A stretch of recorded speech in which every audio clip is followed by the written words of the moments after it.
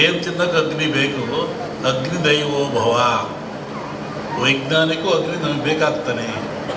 ಆನಂತರ ಕಟ್ಟಿಗೆಗಳು, ಹೊಸು ಎಕ್ಕ, ಮಾವು, ಮುತ್ತುಗ ಇವೆಲ್ಲ ಬರ್ತವೆ.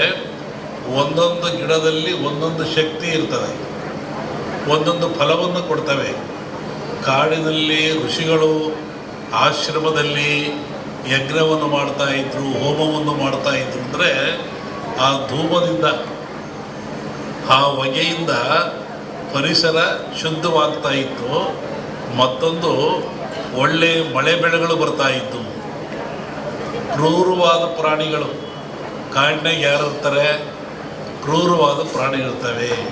ಆ ಪ್ರಾಣಿಗಳು ಸಹಿತ ಮನುಷ್ಯನನ್ನು ಹಿಂಸೆ ಮಾಡಲ್ಲ.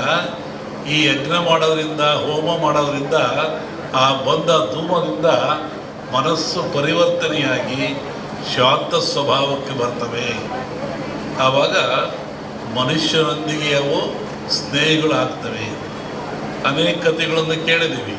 ಸ್ವಾಮಿಗಳಿದ್ದರು, ಅಲ್ಲಿ ಹುಲಿ ಬರ್ತಾಯಿತ್ತು, ಸಿಂಹ ಬರ್ತಾಯಿತ್ತು, ಹುಲಿ ಮೇಲೆ ಸ್ವಾಮಿಗಳು ಹೋಗ್ತಾಯಿದ್ರು. ಅಂದರೆ ಯಜ್ಞ ಯಾಗಾದಿಗಳ ಫಲದಿಂದ ಬರುವಂಥ ಹೋಮಾದಿಗಳ ಧೂಮದಿಂದ ಅವು ಮನಃಶಾಂತಿ ಆಗ್ತಾಯಿತ್ತು, ಕ್ರೂರತ್ವವನ್ನು ಕಳ್ಕೊಳ್ತಾ ಇದ್ದು ಒಂದು ಚಿಂತನೆ.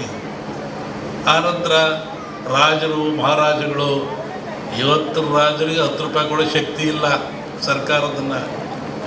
ಆವತ್ತಿನ ರಾಜರುಗಳಿಗೆ ತಲೆಯನ್ನು ಕಡಿಸುವಷ್ಟ ಶಕ್ತಿ ಇತ್ತು. ಇದ್ದಲ್ಲೇ ಆದೇಶ ಕೊಡ್ತೆ ತಲೆ ಕಟ್ಟು ಮಾಡುವಂತಿದ್ದ ಅವನು. ಅಂತಹ ಶಕ್ತಿ ಅವನಿಗಿತ್ತು, ಸಾರ್ವಭೌಮತ್ವವಿತ್ತು. ಅಂಥವ್ರು ಏನು ಮಾಡ್ತಾಯಿದ್ರು, ನಾರುಮುಡಿಯಲ್ಲಿ ಬರಿಗಾಲಿನಲ್ಲಿ ಕಾಡಿಗೆ ಹೋಗಿ, ಆಶ್ರಮಕ್ಕೆ ಹೋಗಿ, ಋಷಿಗಳ ಮುನಿಗಳಿಗೆ ಶಿರವಾಗಿ ಆ ಅಗ್ನಿ ಹೋಮದಲ್ಲಿ ಪಾಲ್ಗೊಂಡು ಸುಭಿಕ್ಷೆಯನ್ನು ಬೇಡ್ತಾಯಿದ್ರು, ನಾಡಿನ ಸುಖವನ್ನು ಬೇಡ್ತಾಯಿದ್ರು, ಆಶೀರ್ವಾದ ತಗೊಂಡು ಬರ್ತಾಯಿದ್ರು. ಅಂದರೆ ಈ ಹೋಮಗಳು ಆಧ್ಯಾತ್ಮಿಕವಾಗಿ ಹೌದು, ನಾಡಿಗೆ ಮಳೆ ಬೆಳೆ ರೋಗಗಳನ್ನು ದೂರ ಮಾಡುವಂಥ, ಆಯುಷ್ಯವನ್ನು ಕೊಡುವಂಥ ಶಕ್ತಿ ಹೌದು. ಇಲ್ಲಿ ವಿಶೇಷವಾಗಿ ಆಜ್ಯ ಅಂತ ಬರ್ತದೆ. ಆಜ್ಯ ಅದು ತುಪ್ಪ ಅಂತೇಳಿ ನಾನು ಬರ್ತಾ ಬೆಳಿಗ್ಗೆ ಆಗಲೇ ಹೇಳ್ತಾ ಇದ್ದೆ. ನಮ್ಮ ಹತ್ರ ಬಂದಾಗ ಯಾವುದನ್ನು ಆಜ್ಯ ಅಂತ ಕರಿತೀವಿ, ಆಜ್ಯದ ಮಹತ್ವವೇನು? ಹಾಲು ಕರಿತೀರ ನೀವು, ಹಾಲನ್ನು ಕರಿತೀರ, ಅದರ ಆಯುಷ್ಯ ಎಷ್ಟು? ಹಾಲಿನ ಆಯುಷ್ಯ, ಹಾಲು ಕರೆದ ಹಾಲಿಗೆ ಆಯುಷ್ಯ ಎಷ್ಟು? 12 ಗಂಟೆ. ಹಾಲು ಕರೆದ 12 ಗಂಟೆ ಮೇಲೆ ಅದು ಕೆಟ್ಟು ಹೋಗ್ತದೆ, ಅದು ಹಾಳಾಗಿ ಹೋಗ್ತದೆ, ಉಪಯೋಗ ಬರೋದಿಲ್ಲ. ಮನುಷ್ಯ ಭಾಳ ಬುದ್ಧಿವಂತ. ಈ ಹಾಲನ್ನು ಕೆಡದಂಗೆ ಇಟ್ಕೊಂಡು ನಾನು ಉಪಯೋಗ ಮಾಡಬೇಕು ಅಂತಾನೆ. ಅವನೇನು ಮಾಡ್ತಾನೆ, ನೀವೇನು ಮಾಡ್ತೀರಿ? ಬೆಂಕಿ ಹಾಕ್ತೀರಾ, ಅಂದರೆ ಹಾಲನ್ನು ಕಾಸ್ತೀರಾ. ಹಾಲನ್ನು ಕಾಸ್ತೀರಾ, ಕೆಂಪು ಕಾದ ಮೇಲೆ ಆರಿಸಿ ಅದಕ್ಕೆ ಹೆಪ್ಪಾಕ್ತೀರಾ.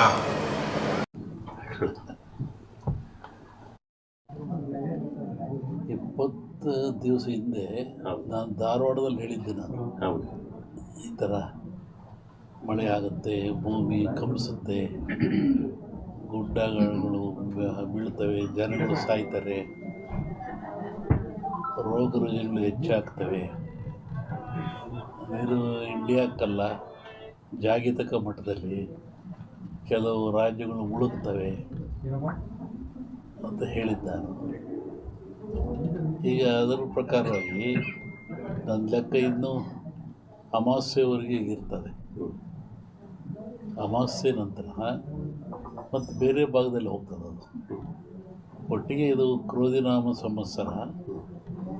ಕ್ರೋಧನ ಸಿಟ್ಟು ಅಂತ ನಮ್ಮ ಹಿಂದೂಗಳ ಪ್ರಕಾರವಾಗಿ.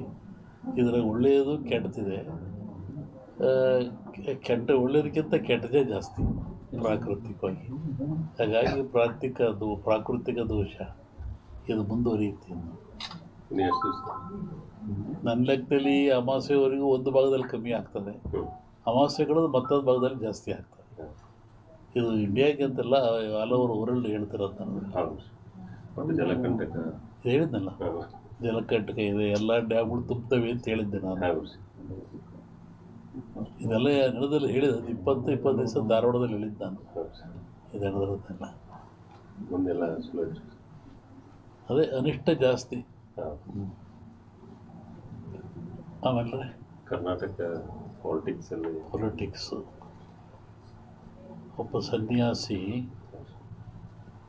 ತಪಸ್ಸಿ ಕೂತಿದ್ದಂತೆ. ಒಬ್ಬ ಬೇಡ ಒಂದು ಜಿಂಕೆ ಬಂದಂತೆ ಕೊಲ್ಲಕ್ಕೆ ಅಂತ. ಅವನ ಮುಂದೆ ಹೋಯ್ತಂಥದ್ದು ಜಿಂಕೆ. ಅವನು ಬೇಡ ಬಂದ, ಏನು ಸ್ವಾಮಿ ಇಲ್ಲಿ ಜಿಂಕೆ ಓತ ಅಂತ ಕೇಳಿದ.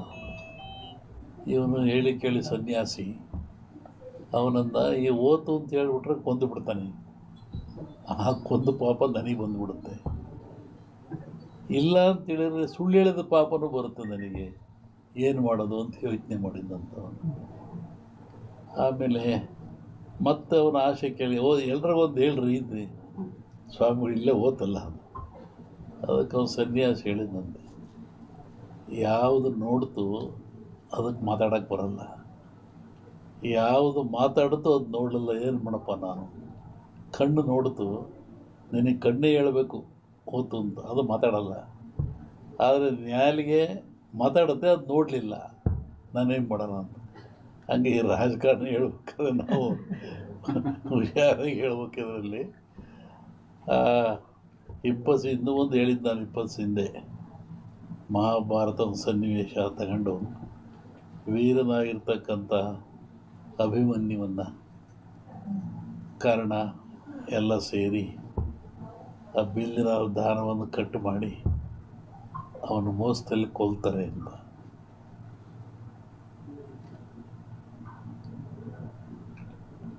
ಆಮೇಲೆ